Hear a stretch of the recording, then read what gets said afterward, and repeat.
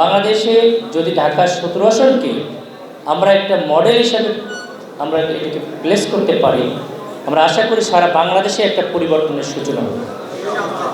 জুলাইয়ের যে বিপ্লব, এবং আমরা বারবার যে হা ভোটের পক্ষে বলছি, আসলে কিন্তু আমাদের সব কিছুই আছে, কিন্তু এই থাকার পরেও অনেক কিছু নাই, একটা হাহাকারের মধ্যেই আমরা যাচ্ছি। যে জন্যই কিন্তু জুলাইয়ের বিপ্লবটা 5ই আগস্টে হয়েছে। কিন্তু দুঃখজনক হলেও সত্য যে সেই 1.5 বছর যেতে না যেতেই, মাত্র 17 মাসেই আমাদের সেই কাঙ্ক্ষিত লক্ষ্য থেকে আমরা যেন অনেকটা লাইনচ্যুত হয়ে যাচ্ছি।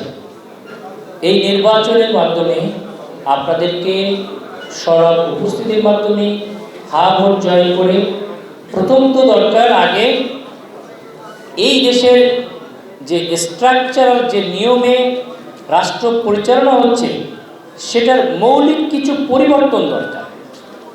কারণ হচ্ছে রক্ষকই যদি ভক্ষক হয় তাহলে আপনি যাবেন কোথায়? সেখানে তো আপনার পরিবর্তনের আর কোনো সুযোগ থাকে না। শেয়ালের কাছে যদি মুরগি আপনি রেখে চলে যান, তাহলে কি আর বন্ধ রাখা যায় শেয়ালের কাছে মুরগি রেখে? তো হা ভোটকে জয়যুক্ত করতে হবে। রাষ্ট্রীয় কাঠামোর একটা মৌলিক পরিবর্তন হলে আমরা আশা করি শত শত বছরের যে জঞ্জাল, এই জঞ্জাল থেকে জাতি মুক্ত হয়ে একটা সঠিক পথে আসবে। আপনার বাংলা এডিশনের লোক যখন উঠে যাচ্ছে, আপনার ইনকিলাব মঞ্চের যখন অত্যাচার হচ্ছে, তখন আপনি এরকম সরব খুব কম দেখা যায়। অনেক বিশৃঙ্খলায় আমরা সবাই দেখি, অনেক সাংবাদিক মাধ্যম। আমার একটা নোটিশ আসতেছে, সেটা শুধুমাত্র আমি জানার কথা, কিন্তু আমাকে জানতে হচ্ছে সংবাদ মাধ্যমের মাধ্যমে। এগুলো এখানে আলোচনা করতে গেলে শেষ নাই। সর্বাঙ্গে ব্যথা মলম লাগাবো কোথা, এই জন্য হা ভোটকে পাশ করাতে হবে, হা ভোটকে পাশ করাতে হবে, এই সংস্কৃতিকে চেঞ্জ করতে হবে। আমি আগেও বলেছি, সাংবাদিক, শিক্ষক যদি তাদের নৈতিকতা বন্ধকি রেখে ময়দানে আসে, সেখান থেকে ফ্যাসিস্ট জন্ম নেয়। বাংলাদেশে গেল 17 মাসে অলরেডি সেই পথের দিকে নির্বাচন ট্রেন্ড যেমন এগিয়ে গেছে, তার থেকেও অনেক গতিতে এগিয়ে গিয়েছে। আপনি যে কোশ্চেনটা করছেন একটু ভিন্নভাবে আমি চিন্তা করতে চাই। আমি আপনাদের মাধ্যমে আমাদের আমির জামাতও ক্লিয়ার করেছেন, আমিও ক্লিয়ার করতে চাই। যে ব্যক্তির যোগ্যতা এবং সম্মান যতটুকু, তাকে আমি ততটুকুই, তার অধিকার, সেই অধিকারটুকু আমি দেওয়ার চেষ্টা করব। আপনার যদি একজন সাংবাদিক, আপনি গ্র্যাজুয়েট করেছেন ঢাকা ভার্সিটিতে, আপনার যোগ্যতা আছে, আপনি 2 লাখ টাকা বেতন পাওয়ার, আপনার কি 20,000 টাকা আমি রাখতে পারবো? যে ডাক্তারের বা যে উকিলের চার্জ 10,000 টাকার মূল্য হতে পারে, সে 10,000 টাকাই নেবে। যার মূল্য 100 টাকা, সে 100 টাকা নেবে। আমার কথা ক্লিয়ার কিনা? সুতরাং যোগ্যতাকে আপনার মূল্যায়ন করতে হবে, মেধাকে মূল্যায়ন করতে হবে। আমাদের আন্দোলন হয়েছে মেধা না কোটা, এখান থেকেই সূত্রপাত। আপনি যতক্ষণ মেধার মূল্যায়ন করবেন না, দেশ আগাবে না, আগাবে না, আগাবে না। সমাজের জঞ্জাল পরিবর্তন হবে না, হবে না, হবে না। আবার সেই চাঁদাবাজরা আবার আপনার উপরে কাঠল ভেঙে খাবে। সুতরাং আপনাকে মেধার মূল্যায়ন করতে হবে। কারো যোগ্যতাকে জোর করে আপনি আমি চাপার দরকার নাই। সে যদি তার যোগ্যতা নিয়ে উঠতে পারে, সে উঠবে। তার যোগ্যতাকে, তার মেধাকে বিকশিত করার জন্য আমরা হেল্প করব। কোনো বীজকে আমি জোর করে ইট দিয়ে চাপা রাখতে চাই না। এই বীজকে আমি মাটিতে বপন করতে চাই। এই বীজের যে ভালো থাকে, সে বীজ এমনি গজায় উঠবে ইনশাআল্লাহ। আমি তো আর একদিনে নাই, গেল অনেকদিন কাজ করেছি, কিন্তু গেল 1 বছর আপনারা আমার সঙ্গে আছেন। আপনারা দেখেছেন যে ইসিবি থেকে মানিকদির দিকে যে বালুঘাটের দিকে যে রাস্তাটা, এটা তো 20 বছর ধরে কেউ করতে পারে নাই। এরকম রাজনৈতিক ছত্রছায়ায় আগের একজন স্বরাষ্ট্রমন্ত্রী ছিল, তার জমির উপর দিয়ে যায়, সেজন্য সেখানে কেউ ইট বালু কিছু ফেলতে পারে নাই। আমি সেটা 3 মাসের মধ্যে কাজ শুরু করেছি আল্লাহর রহমতে। সুতরাং আমার প্রথম প্রায়োরিটি এই এলাকার মানুষের কোনটা প্রয়োজন। কোনো রাজনৈতিক ছত্রছায়া বা কোনো প্রভাব আমাকে বিচলিত করতে পারবে না। আমি আল্লাহর সন্তুষ্টির উদ্দেশ্যে ওই এলাকার মানুষের ভালোবাসার জন্যই কাজ করে যাব, কোনো দলীয় লেজুর ভিত্তি করব না ইনশাআল্লাহ। আমি পাশ করার পরে যদি আমি পাশ করি ইনশাআল্লাহ, সেখানেও কোনো অধিকারের ব্যাপারে আমার দলীয় তকমাস থাকবে না। অন্য দলের থাকলেও তার অধিকারের ব্যাপারে, ন্যায্য অধিকারের ব্যাপারে অন্যায্য দাবি নিয়ে যদি আমার দলীয় লোক আসে, সেটাও আমার কাছ থেকে পাবে না। সেটা আমার দলের লোকও ভালো করে জানে। আমাকে একদিন আমাকে ভালো করে চিনে তারা, যদিও বয়স কম। আমি আশা করি মানুষের অধিকারের ব্যাপারে আমাকে বায়াস করতে পারবে না ইনশাআল্লাহ। যেটা আমরা অলরেডি বলেছি যে প্রতি 4 মাস অন্তর অন্তর আমরা জনগণের এরকম মুখোমুখি হওয়ার একটা প্ল্যান আছে। যেমন ডাকসুতে আপনারা দেখেছেন তাদের আয় ব্যয়ের একটা হিসাব দিয়েছে। দ্বিতীয় কথা হচ্ছে এখানে অনেক আশা এখানে দেওয়া হয়েছে, যেগুলোর বেশ কিছু কাজ আমি পার্সোনালি 10-15 বছর ধরে করি অলরেডি কিন্তু মানুষের জন্য। সুতরাং আমার জন্য এরকম কঠিন হবে। আমি আমার সরকারিভাবে না হলেও আমি আমার পার্সোনাল উদ্যোগেও ইনশাল্লাহ ওই মানুষগুলোকে সঙ্গে নিয়ে, এখানে সবচেয়ে একটা বড় জিনিস হচ্ছে এই এলাকায় অনেক এলিট সোসাইটির মানুষ আছে, তারা সম্পদশালী আছে, তারা এই মানুষগুলোর জন্য কিছু করতে চায়, কিন্তু আনফর্চুনেটলি রাজনৈতিক বিভিন্ন অপসংস্কৃতি তাদের হাতকেও বেঁধে রাখা হয়। আমি আশা করি আমি পাশ করলে এই মানুষগুলো তারাও ফ্রিলি কাজ করতে পারবে ইনশাআল্লাহ। আপনারা বলছেন আপনারা যদি নির্বাচিত হন সেক্ষেত্রে আপনারা হাদি ভাইয়ের হত্যা বিচার করবেন, তো সেক্ষেত্রে আপনারা যদি নির্বাচিত হন ঠিক কতদিনের মধ্যে আসলে বিচার কার্যক্রম শুরু করার সিদ্ধান্ত নিচ্ছেন বা ভেবেছেন? এটা তো আমাদের ডে ওয়ান থেকেই আমাদের কার্যক্রম, মানে আমরা তো আগে থেকেই চলছি, সেই চিকিৎসা কার্যক্রম থেকেই আপনারা দেখেছেন আমাকে, আমি সেখানে সম্পৃক্ত তো আছি। এবং এটা থাকার কারণে আমাদের তো মনের দাবি, এবং আমাদের যে একটা ইনসিডেন্ট করছিল সেটাও বলতে পারেন যে ওই চিকিৎসা পরবর্তী মানসিক অবস্থার কারণেই আর কি। তো এটা তো হাদি ভাই মানে সেই একই আত্মায় আমরা কাজ করি, সুতরাং তার বিচার মানে আমার নিজেরই একটা বিচারের মতোই, এটা আমার অনুভূতির মধ্যে কাজ করে। এবং আমরা মনে করি যে এটার সঙ্গে আরও অনেক কিছু জড়িত আছে, এটা আসলে এক বাক্যে এখানে উত্তর দেওয়া যাবে না। আমরা চেষ্টা করব সবচেয়ে দ্রুততম সময়ের মধ্যে ইনশাআল্লাহ। আমি আমার কথায় উত্তর দিয়েছি যে 17 মাসে আমরা যতটা সংস্কারের দিকে গিয়েছি তার দিকে আবার ফ্যাসিজমের দিকেও অনেক দূর এগিয়ে গেছে। ওই কথার মধ্যে মনে আমার উত্তর আছে এই প্রশ্নের ইনশাআল্লাহ। সুতরাং এটা দলীয়ভাবে কেন্দ্রীয়ভাবে আমাদের সংগঠন দেখছে, এটা কোনোভাবেই আমরা সাপোর্ট করি না। নতুন করে মানুষের যে মানে বলতে পারে যে কথা বলার যে অধিকার চেপে ধরার পায়তারা করা হচ্ছে। তো এটা তারা যদিও আমরা দেখেছি আগের একজন নির্বাচন কমিশনার জোতার মালা নিয়ে চলে গেল, আমি তো মনে করি একটা মানুষের আর বিচার না হলেও এর থেকে বড় অসম্মানকের আছে। এখন এইগুলো দেখেও যদি মানুষ শিক্ষা না নেয় সেই ক্ষেত্রে আপনার আমার কিছু তো করার নাই, জনগণই তাদের তাদের উত্তর দেবে। আমরাও আপনার মতো একটা নাগরিক হিসেবে এসেছি, আমরা আপনার মতো এই দেশের পরিবর্তন চাই, এই মানুষের পরিবর্তনের জন্যেই নিজেকে বিলিয়ে দিতে এসেছি।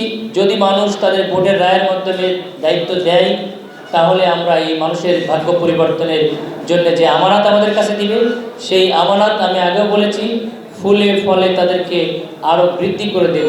যেটা মানুষ সবসময় দায়িত্ব নিয়ে সেটাকে চুরি করে শূন্য করে আপনার কাছে খালি কৌটাটা ফেরত দিয়েছে, আমরা এটাকে পূর্ণ করে আপনাদের কাছে দেবো ইনশাআল্লাহ। প্রবাসীদের জন্য ভোটাধিকার নিয়ে প্রবাসে যে আমেরিকার মতো জায়গায় যে আমি প্রথম কথা বলেছি আমার মতে, এবং প্রবাসীদের আমরা অনেকগুলো অফার, আমাদের তো এই ইশতেহার তো একটা আসন কেন্দ্রিক জাস্ট, আমরা তো সেন্ট্রাল যে ইশতেহার সেইখানে কিন্তু প্রবাসীদের ক্ষেত্রে বলা হয়েছে তাদের যে বিভিন্ন ধরনের ফ্যাসিলিটিস আমরা সেটা অবশ্যই অনেকগুলো করবো। একটা হচ্ছে তাদের যদি কেউ প্রবাসী কর্মীরা অবশ্যই মারা যায় সম্পূর্ণ খরচটা রাষ্ট্র নেবে।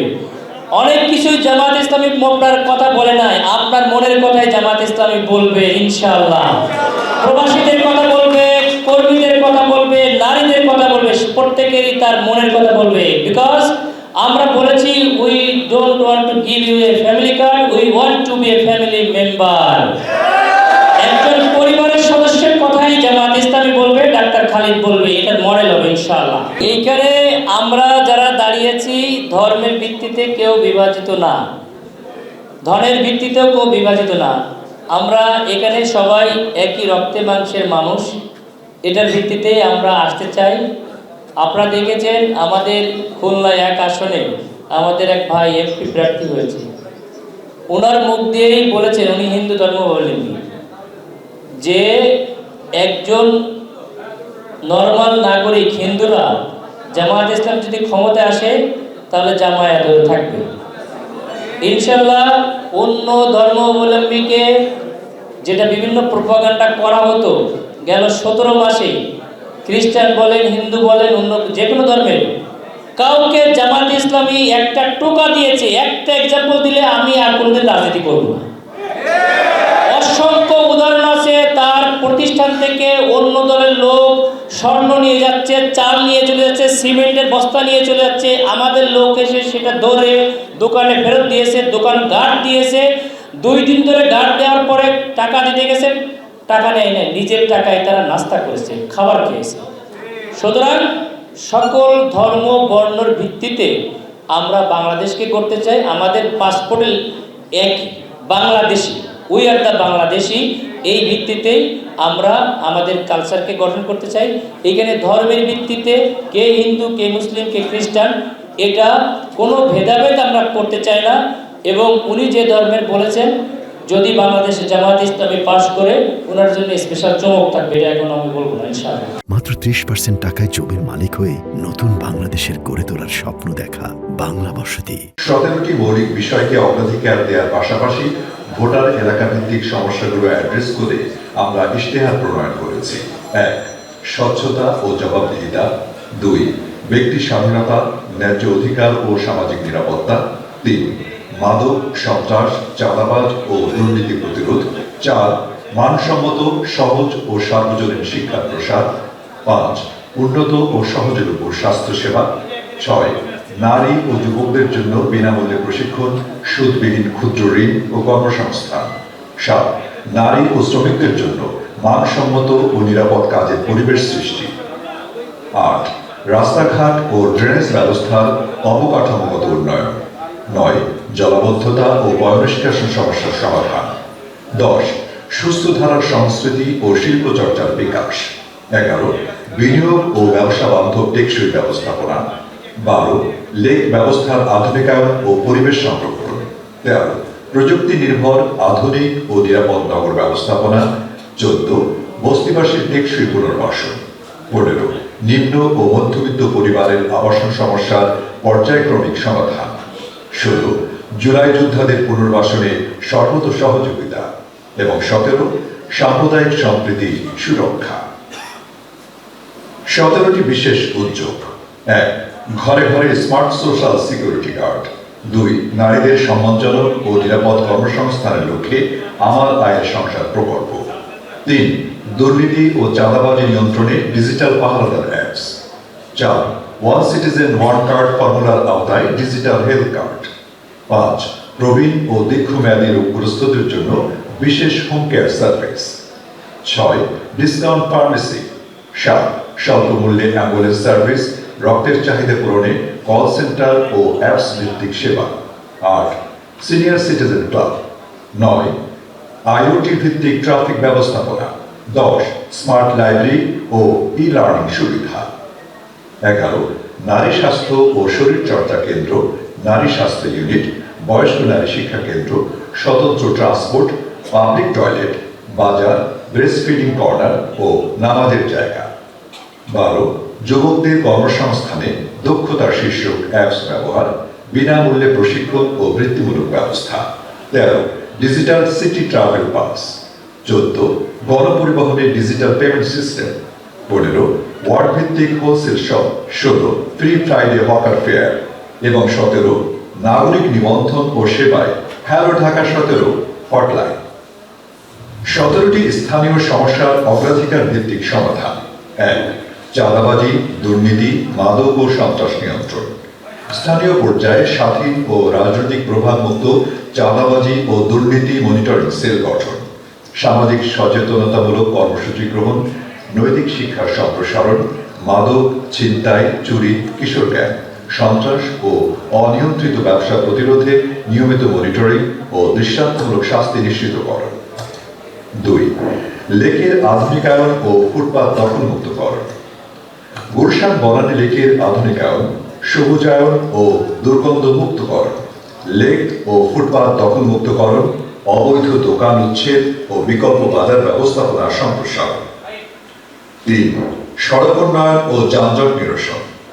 গুলশান লিংক ও বাড্ডা রোড প্রশস্তকরণ, ইউটার্ন রোড, ইন্ডিয়ান আম্বাসির পাশের একমুখী রাস্তাকে দ্বিমুখী রাস্তায় রূপান্তর, ঝিলপাড় হয়ে গুলশানের প্রবেশমুখে বিকল্প রাস্তা পরিকল্পনা, ইসিবি থেকে কালীবাড়ি হয়ে উত্তরা পর্যন্ত রাস্তা প্রশস্তকরণ, সাগুফতা থেকে বের হওয়া 4টি রাস্তার সংস্কার, মানিকদি মাছের বাজার থেকে স্টিল ব্রিজ পর্যন্ত সংস্কার এবং ভাসানটেক থেকে চেকপোস্ট পর্যন্ত যানজট সমস্যার সমাধান। শাহজাহানপুর বাসস্ট্যান্ড এলাকায় নির্মিতব্য ফুটওভার নির্মাণ কার্য দ্রুত সম্পন্নকরণ ও বনানী থেকে কচুক্ষেত হয়ে মিরপুর 14 পর্যন্ত আন্ডারপাস স্থাপন। অবৈধ পার্কিং নিয়ন্ত্রণ, গুলশান, বনানী ও মহাখালীতে মাল্টি স্টোর পার্কিং কমপ্লেক্স নির্মাণ ও ট্রাফিক কন্ট্রোল। 4. ড্রেনেজ ব্যবস্থার উন্নয়ন ও জলাবদ্ধতা নিরসন।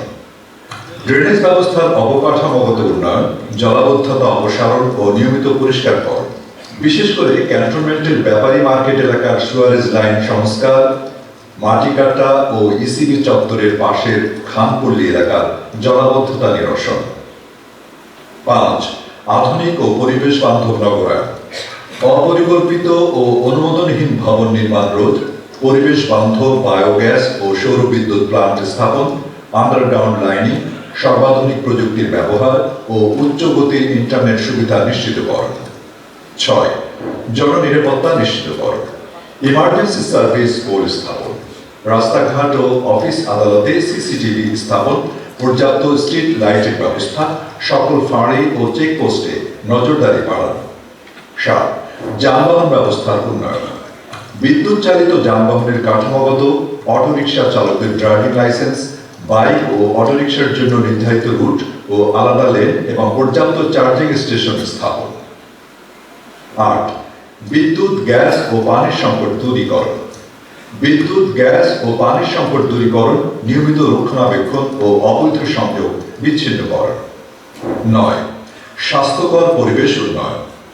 যত্রতত্র ময়লা ফেলা বন্ধ করা, দুর্গন্ধ, মশার উপদ্রব ও ডেঙ্গু নিয়ন্ত্রণ, প্লাস্টিক ও পলিথিন মুক্তকরণ, বৃক্ষরোপণ, শব্দদূষণ হ্রাস ও শ্রবণ স্বাস্থ্য সুরক্ষা।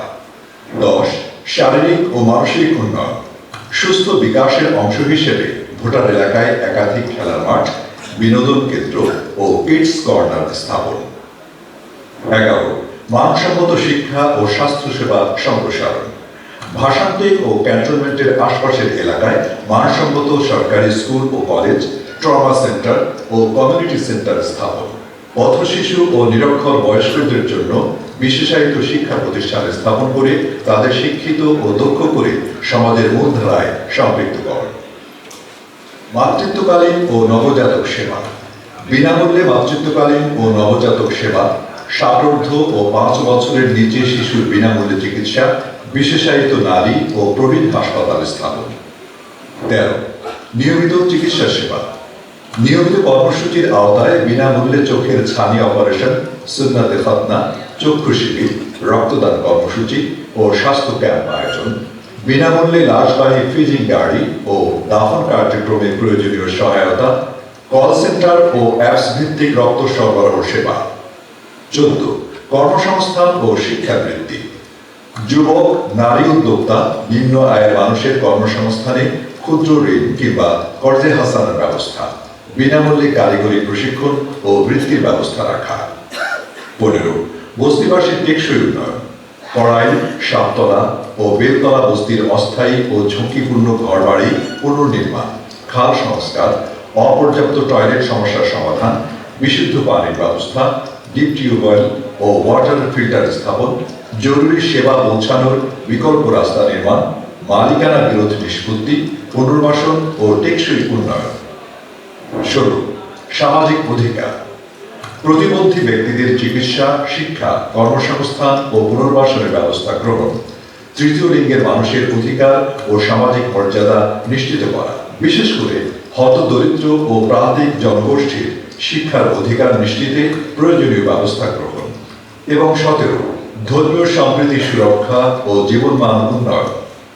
নর্দা, কালাচাঁদপুর সহ অন্যান্য এলাকায় বসবাসরত ক্ষুদ্র নৃগোষ্ঠীর জীবনমান উন্নয়ন ও ধর্মীয় সম্প্রীতি রক্ষাকে সর্বোচ্চ অগ্রাধিকার দেয়া।